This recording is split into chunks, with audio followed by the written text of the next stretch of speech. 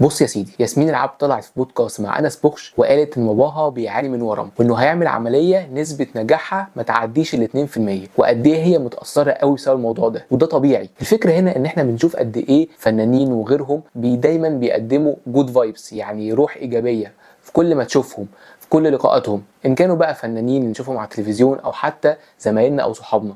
لكن وسط ده كله ممكن يكونوا بيعانوا معاناه شديده جدا، زي مثلا ياسمين العبد. هنا ياسمين العبد دايما بتطلع بطاقه ايجابيه وبتتكلم بطريقه كويسه، حتى على السوشيال ميديا مشهوره بانها البنت اللي متربيه وان اهلها صارفين عليها جامد، بالذات بعد ما طلعت في افتتاح المتحف المصري. لكن وسط ده كله هي بتعاني معاناه شديده جدا. وكان من فتره كان برضو عندنا ميان السيد، قد ايه بتطلع في كل المهرجانات وبتضحك ولذيذه جدا، لكن وسط ده كله قالت ان باباها ومامتها انفصلوا من وقت قريب، وان هم كان ما بينهم مشاكل كتير. الفكره هنا مش في الخبر ان ياسمين العبد باباها تعبان او ميان السيد باباها ومامتها انفصلوا، الفكره هنا في ان الناس دي ازاي بتقدر تقدم يعني روح ايجابيه قوي قدام الناس كده، لكن في نفس الوقت عندهم مشاكل كبيره شاغلاهم وبيظهروا قدام الناس بشكل متكرر. يعني هم مش بيختفوا ابدا، بيظهروا على طول. بالذات مثلا ميان السيد تطلع في كل المهرجانات تقريبا بنفس الطاقه الايجابيه، لكن وسط ده كله عندها مشاكل زي ناس كتير.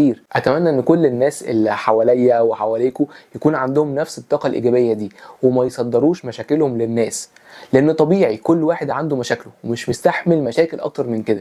فلما تبقى انت داخل مثلا شغل او جامعه مع زمايلك، ما تقعدش تقول انا عندي وما عندي وعندي، لا، لان ده مش الطبيعي. الطبيعي ان انت لو عندك مشاكل محدش هيحس بيها غيرك، فالمشاكل دي انت اللي تحاول تحلها، مش تقعد تصدرها للناس. انا تصوري ان اللي هم اللي بيعملوه ده الصح، واللي الناس التانية بتعمله ان هي بتصدر مشاكلها هو ده غلط. ياسمين العبد وميان السيد وغيرهم لزاز واحنا بنحبهم. ميان السيد وياسمين العبد الاثنين لزاز جدا واحنا بنحبهم. عشان كده بقول ان طبيعي لو انت عايز الناس اللي حواليك انها تكون بتحترمك وبتحبك، ما تصدرش دايما الطاقة السلبية ليهم.